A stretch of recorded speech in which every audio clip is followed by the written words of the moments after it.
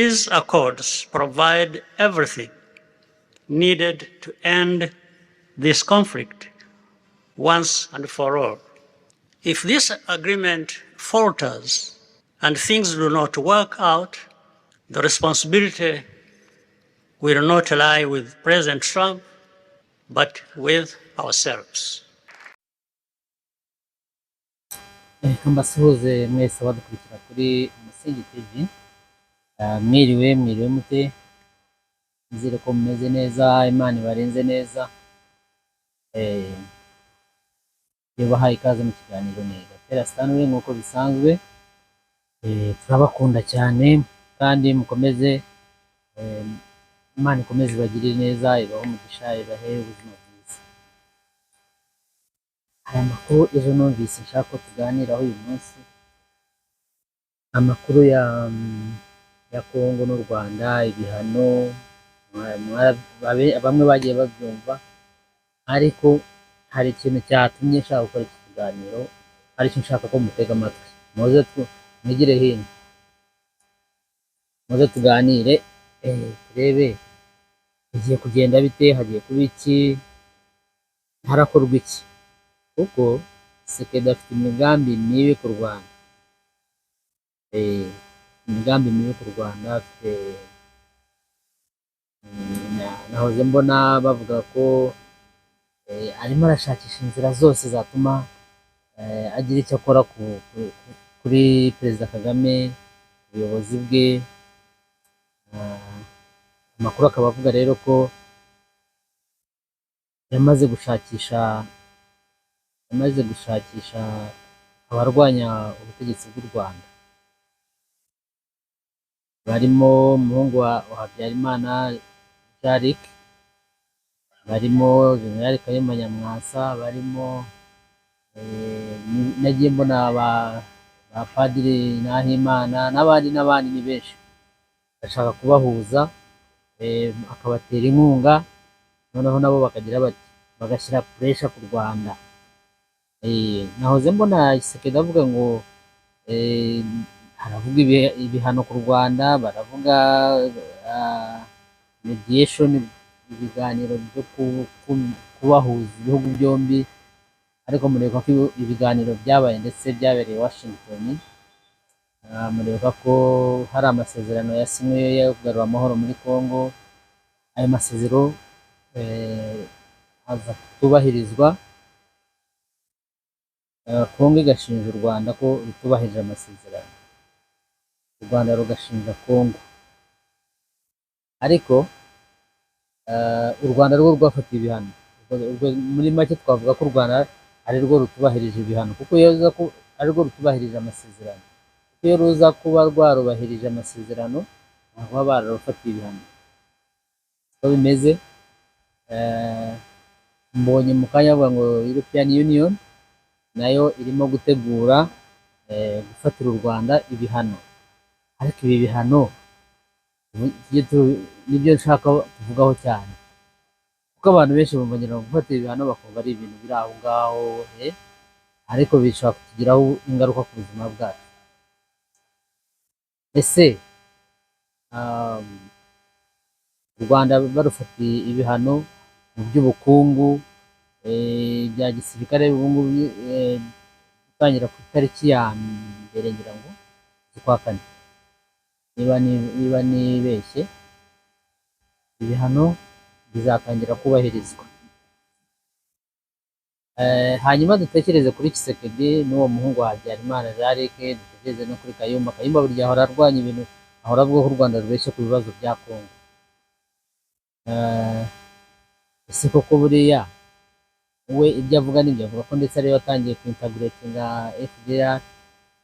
Nari nibagiwe nuko urumva Tshisekedi nahuza Jean-Luc, Kayumba Nyamwasa, FDR n'ibindi mitwe irwanya leta n'abandi bose batavuga rumwe n'u Rwanda, bose barashaka kubahuza.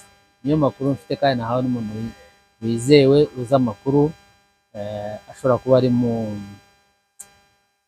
ari mu nzego z'ubuyobozi mu bihugu runaka na runaka.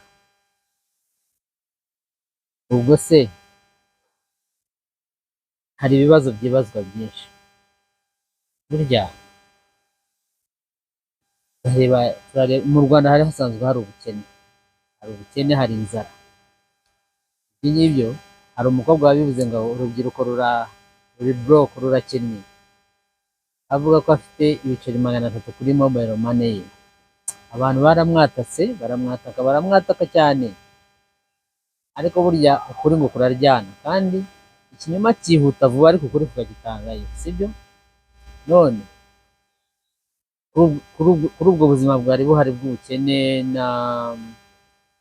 n'inzara, hiyongereyeho ibihano. Twibaze noneho biraza kugenda gute? Ese Tshisekedi namara guhuza abo bantu, murabona hari icyo bazakora? Ibyo ni byo bibazo nshaka ngo abantu tuganireho, mujye mubaza ibibazo, tubishakire, tubiganireho, mbese turebe icyakorwa. Ese murabona Tshisekedi yabishobora? Ese murabona abo bantu bo hari icyo bashobora Kagame yarabibwire ngo hari abajya bavuga ngo babanze bakoreho Kagame, ngo byanyuze mu yihe nzira? Iya demokarasi, iy'intambara, iyihe? Abo bantu murumva hari icyo Tshisekedi hari icyo yabamarira, kugira ngo wenda hashobora kubaho intambara bakayirwana, ariko sinzi ko Kagame bamushobora. Baragerageje benshi ariko barananiwe. Ikindi nanone twakwibaza, ese koko ingabo z'u Rwanda zava muri Kongo? Hari ibibazo byinshi nk'ibyo byose niyo mvuga. Twibaze hakorwa iki? Ese nabonaga ku mashusho media bavuga ngo Jean-Luc umuhungu wa Habyarimana ngo babona ari we washobora kuyobora u Rwanda. Kwibaza abandi, hari abavugaga ngo nguwo yayobora nka se, hari abandi bavugaga ngo nguwo azi ko u Rwanda rukiri muri bya bihe bya se, kandi abanyarwanda bacanye ku jisho. Hari abandi bavuze byinshi, mbese abamukurikiranira ngo muraza kujya ku mashusho media murebe. Ariko nanone impamvu mvuga ko Kagame batamushobora, abanyarwanda guhuza byaratunaniye, ngo barashaka gukora ihuriro rya opposition, abatavuga rumwe na leta y'u Rwanda, bashaka gukora iryo huriro. Ariko iryo huriro ryo rirashoboka? Mujye mujya muri comments mumbwire, iryo huriro ryo mubona rishoboka? Yewe mbona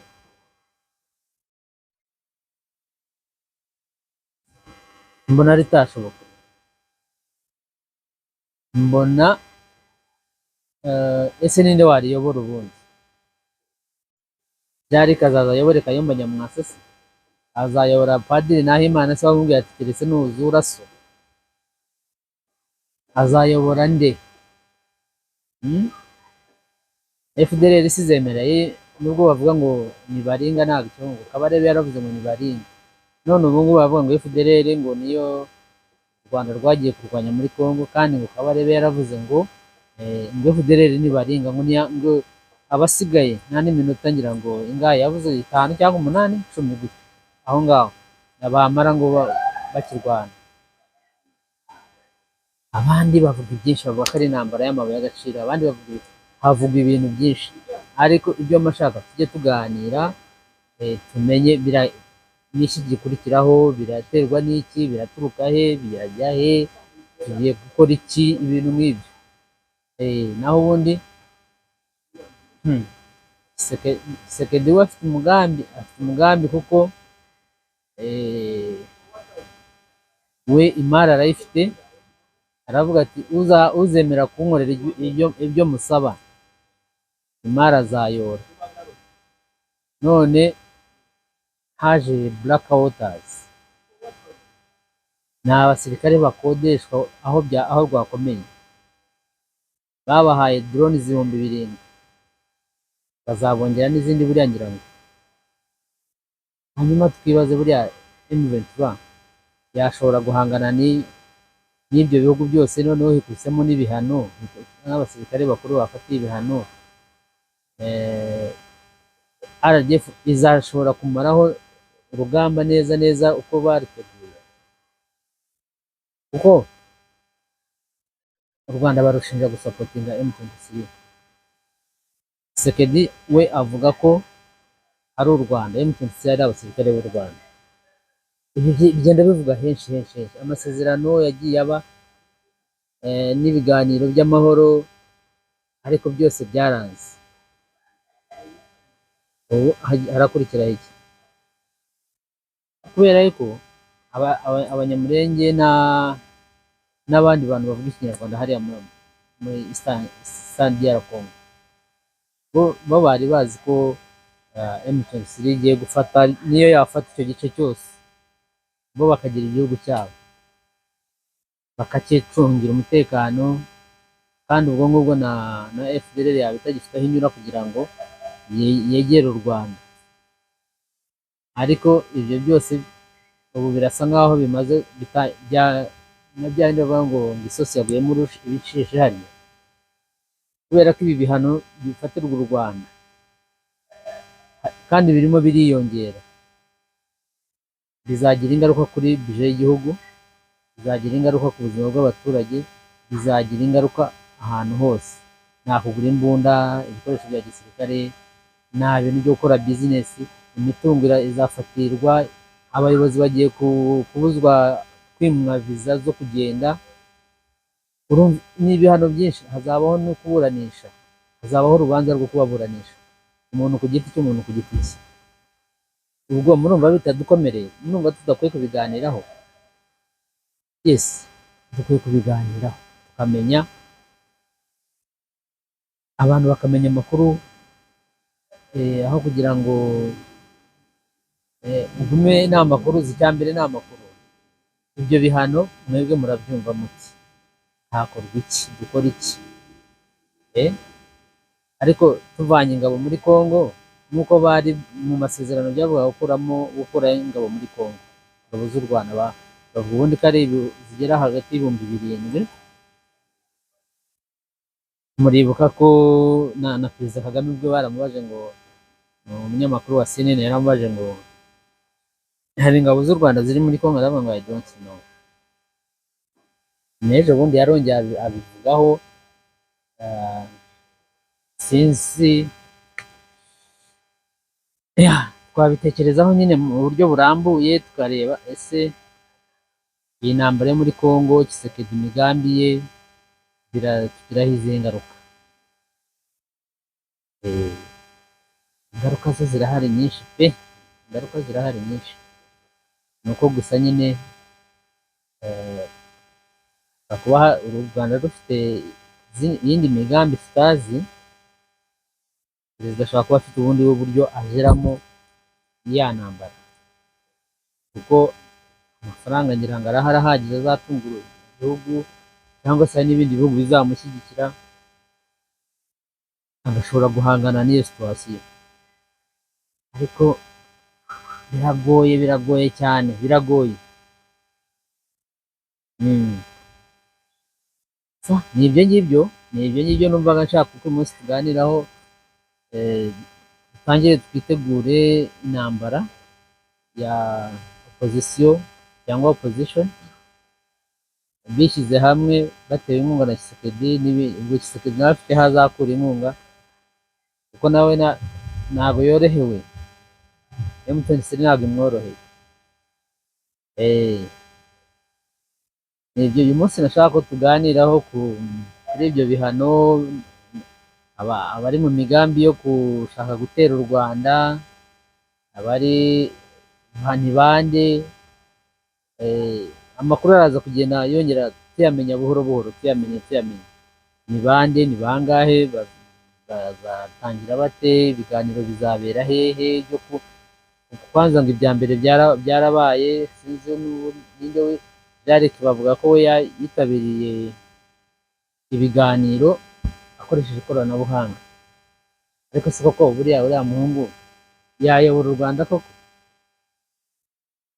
Mwabonye n'ibiganiro yagiye akora, by the way ntitwibagirwe buriya abantu bari mu bihugu byo hanze nabo ah, bafite ijwi rikomeye, barasakuza cyane ku mashusho media, baravuga ntitwibagirwe Badrama nawe amereye nabi abantu. Badrama yabaye Badrama ahantu hose, sinzi nimba mujya mwumva ibintu avuga biteye ubwoba cyane, kuva kuri ba Gepoli, kuri ba Kizito, kuri ba Ndewe, aba yavuze kweri kweri.